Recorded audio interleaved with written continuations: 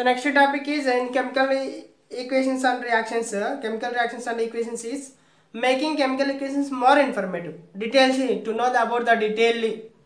So chemical equations can be made more informative by expressing some following characteristics. One is physical state.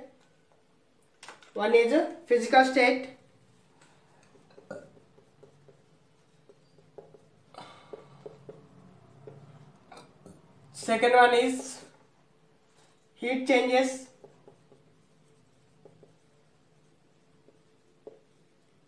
Third one is gas evolved.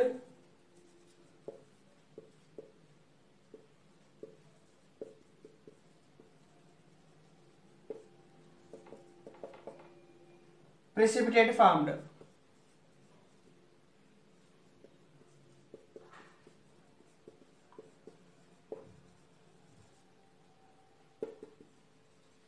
By knowing this, we can know the details of chemical equations. So expressing the physical state. To make the chemical equation more informative, the physical states of the substance may be mentioned along with their chemical formula. The different status is gaseous, liquid and solid states are represented by the notations GL. So ante chemical equations ki gases liquids solids అని express చేస్తారు. ఇవే physical states అని చెప్తున్నాడు. అంటే తీసుకున్నటువంటి chemical ఈక్వేషన్స్లో gases ఫామ్లో తీసుకున్నామా, liquid ఫామ్లో తీసుకున్నామా, సాలిడ్ ఫామ్లో తీసుకున్నామా. So that is so one example Fe2O3 plus 2Al gives rise to 2Fe plus Al2O3 plus that much only Al2O3. So yes, solid. Yes also. Yes. So all are only solid state. That like this expressing physical states will say solid state lo untundi. So here delta representing the heating. అంటే delta use చేస్తున్నామంటే అక్కడ heat చేస్తున్నామని అర్థం. Delta represent చేస్తున్నామంటే heat చేస్తున్నారు అని చెప్పేసి. So అక్వేస్ అనేది కూడా ఉంటుంది ఇంకొకటి ఏక్యూ అక్వేస్ అని చెప్పేసి. If the substance is present in a solution in water, the word aqueous is written. ఒకవేళ తీసుకునేటువంటి సబ్స్టెన్స్ వాటర్లో సొల్యూషన్గా ఉంటే కనుక దాన్ని అక్వేస్ సొల్యూషన్ అంటాం కాబట్టి అది తీసుకుంటే అక్వేస్ అని చెప్పి ఏక్యూ అని సింబల్ పెడతాం. So that is next expressing the heat changes. Second one heat changes. Exothermic reaction endothermic reaction అని చెప్పేది. హీట్ చేంజెస్ అంటే హీట్ అబ్జర్వ్ చేసుకుందా, హీట్ రిలీజ్ చేసిందా అని చెప్పేసి. హీట్ అబ్జర్వ్ చేసిందా, release. So heat is liberated in exothermic reactions and heat is absorbed in endothermic reactions. Endothermic reactions lo first one example, second one also you can take. C plus O2 gives rise to CO2. So plus Q ఇది exothermic reaction. Physical state చెప్తున్నాం మనం. Exothermic reaction అంటే ఇక్కడ ఏమి హీట్ను observe చేసుకుంది. Exothermic reaction means heat is absorbing. Exothermic means heat is liberated. అంటే reaction జరిగేటప్పుడు heat liberate అయితే ఎక్సోథర్మిక్ రియాక్షన్ ప్లస్ క్యూ పెడతాం మనం. So for that one more example liberation తీసుకుంటే N2 plus one more example. So O2 తీసుకుంటే 2NO వస్తుంది minus Q. Heat absorbed ఇక్కడ endothermic reactions. So ఇలా హీట్ చేంజెస్ అంటే హీట్ అబ్జర్వ్ చేసుకుందా, రిలీజ్ చేసిందా. Heat release చేసుకుంటే ఎక్సోథర్మిక్ రియాక్షన్ ప్లస్ క్యూతో ఇండికేట్ చేస్తారు. Minus Q ఉందంటే ఇక్కడ హీట్ అబ్జర్వ్ చేసుకుంది అనేది ఎండోథర్మిక్ అని. ప్లస్ క్యూ ఉంటే ఎక్సోథర్మిక్ రియాక్షన్స్, మైనస్ క్యూ ఉంటే endothermic reactions. That is one state. Expressing the gas evolved if any. ఏదైనా గ్యాస్ ఎవాల్వ్ అయిందా రియాక్షన్ జరిగినప్పుడు. Zn ప్లస్ ఎగ్జాంపుల్ చూస్తున్నాం మనం. H2SO4 gives rise to ZnSO4 plus H2. So this is gas evolving. Up arrow పెడితే gas evolving అని చెప్పేసి. So ఇక్కడ అక్వేస్ solution form అవుతుంది అని చెప్తున్నాడు. ఏక్యూ పెడుతున్నాడు. సో ఇది కూడా అక్వేస్ సొల్యూషన్ తీసుకున్నాడు. ఇక్కడ సాలిడ్ తీసుకుంటాడు.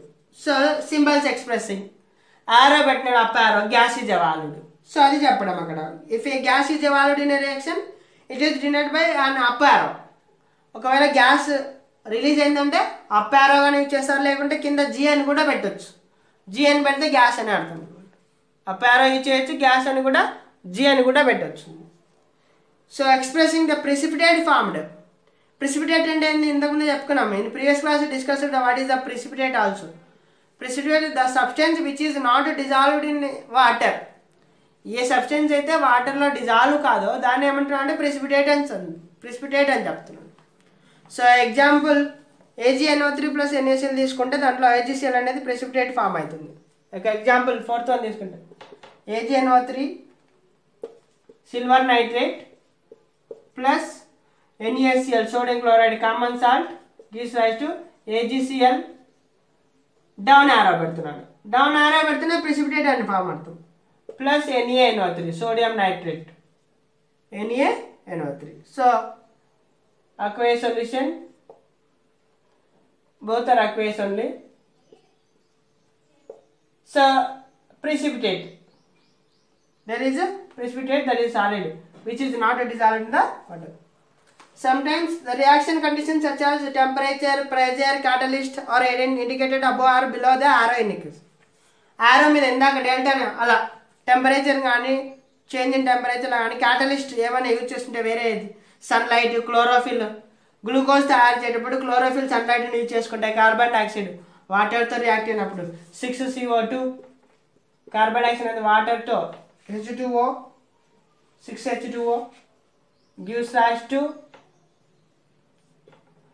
సన్లైట్. ఇక్కడ క్యాటలిస్ట్గా యూజ్ చేస్తున్నాడు sunlight, chlorophyll,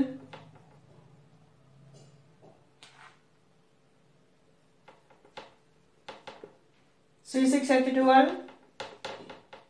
O6 plus 6O2 glucose formate. So ఇక్కడ చూడండి ఆరో మీద రాసేటువంటివి క్యాటలిస్ట్ చెప్పుకోవచ్చు. సన్లైట్, క్లోరోఫిల్, అక్కడ క్యాటలిస్ట్ అంటే హీట్ యూజ్ చేస్తే డెల్టా అనేది కూడా యూజ్ చేస్తాం. So that is chemical expression more informative, ఇంకా డీటెయిల్గా తెలుసుకోవడం అని చెప్పేసి. So next, interpreting the balanced chemical equation. Balanced chemical equation is interpreting.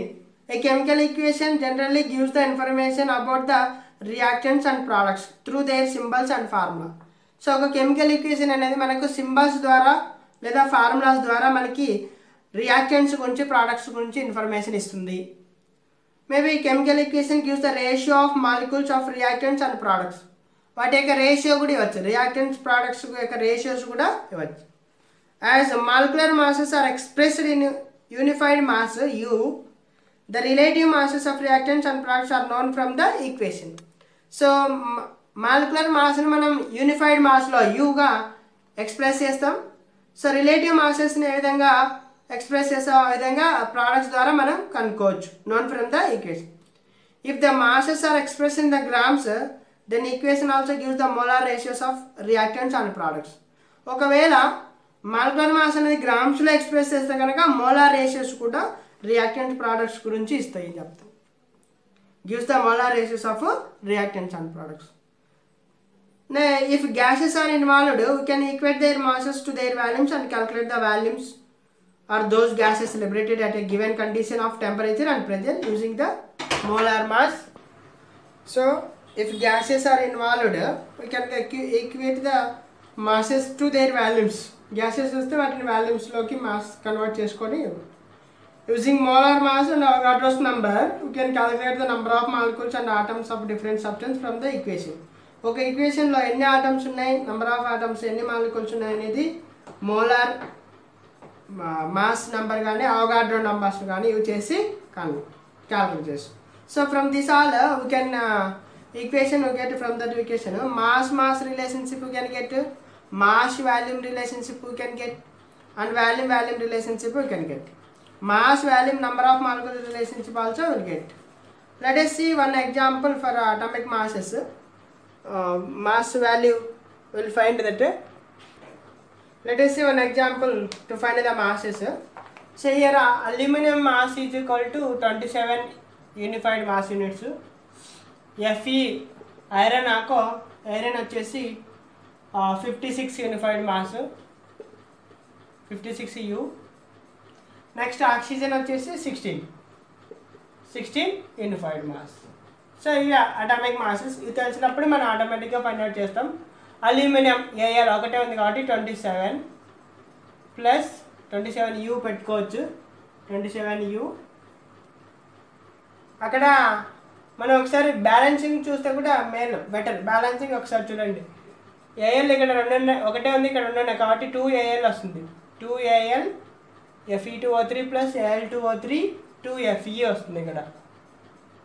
Okay 2Al కాబట్టి 2 × 27 2 ఉన్నాయి కాబట్టి 2 ఆటమ్స్ కాబట్టి 2 × 27 unified mass, 27 unified mass plus Fe2 ఇక్కడ కూడా Fe2 కాబట్టి 2 × 56 Fe2 వరకు ప్లస్ దీంట్లోనే ఆక్సిజన్ ఉంది కాబట్టి ఎన్ని ఆక్సిజన్ 3 ఉన్నాయి కాబట్టి 3 × 16 వస్తుంది. Next gives rise to Al2O3 2 × Al అంటే 27 ప్లస్ O3 ఇట్లే ఉంది కాబట్టి 3 × 16 plus 2 × Fe and 56. That is unified mass. All unified mass you can give U like that.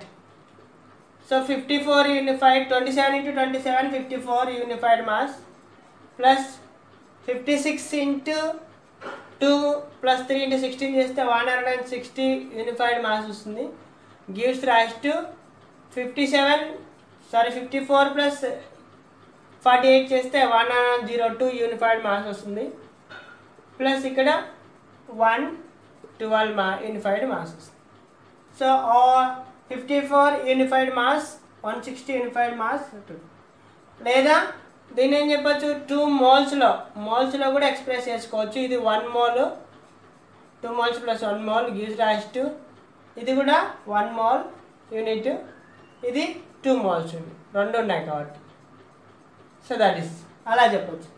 గ్రామ్స్లో కూడా చెప్పుకోవచ్చు. 54 grams, 160 grams, 102 grams and plus 112 grams. This is the mass.